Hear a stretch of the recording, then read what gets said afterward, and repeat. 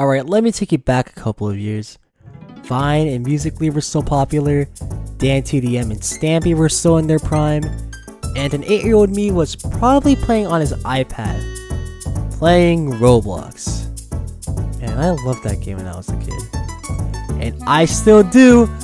Hey, I guess something just never change. Something about that stupid little Lego platform just clicked into my monkey brain. And wouldn't you know it, 8 years later and Roblox is still an integral part of my life today.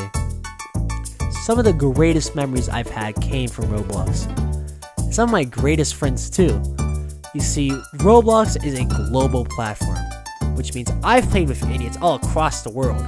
China, Korea, Japan, the Philippines, the Netherlands, the Saudi Arabians, Egyptians, Moroccans, South Africans. I've played with them all. I live nowhere near them, but we're all connected through this stupid little game. But you can't just play Roblox for the experiences. You gotta try Roblox Studio. You see, Roblox Studio is Roblox's official game engine, and when I was a kid, I would just tinker with that all day long.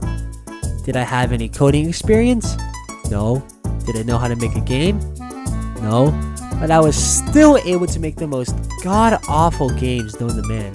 I ruined the racing games, aviation games, shooters. I recreated the Vietnam War and the Battle of Waterloo too. God, what was wrong with me? I did whatever my heart desired to, which set up my whole childhood, because that's what my stupid little ass would do all day long. And man, did I learn a lot from it. You see, Roblox has this thing called free models.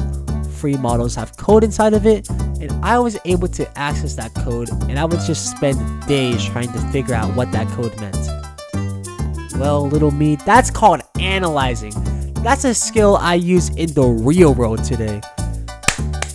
Give it up for me for learning real world life skills at such a young age.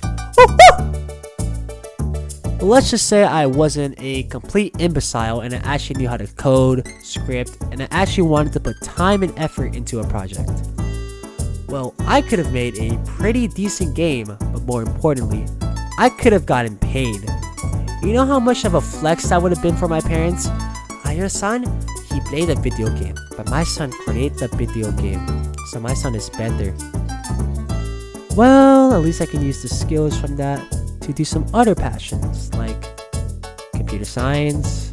I can still pursue coding, pretty much any technology related career. At least I have options. What would happen if Roblox didn't exist? What if America lost one of its favorite gaming platforms? Think about it. No Roblox, no money for the devs. No money for the devs, no money for the economy. No money for the economy is a recession. A recession equals chaos. Chaos equals war, and war equals nuclear weapons. So bow down to Roblox, because they are saving you from the destruction of the world. And finally, to finish off this great presentation, I'd like to give a special shout out to these three fine gentlemen right here. You see, in the late 1980s, David and Greg Bazooki would create a 2D physics simulation lab called Interactive Physics. That would later go on to sell for $20 million to MSC Corporation. But that's not important. What is important is that in 2004, Interactive Physics would become the basis of David Bazooki's next project, Dynablocks, which he made with his former colleague Eric Cassell. 2 years later, it would be named Roblox, and it would launch on September 1st, 2016. Almost 2 decades later, and Roblox is now a powerhouse, boasting over 200 million players monthly. And to these three gentlemen right here, I'd like to say thank you. Thank you very much for creating the ability for me to play Public Bathroom Simulator.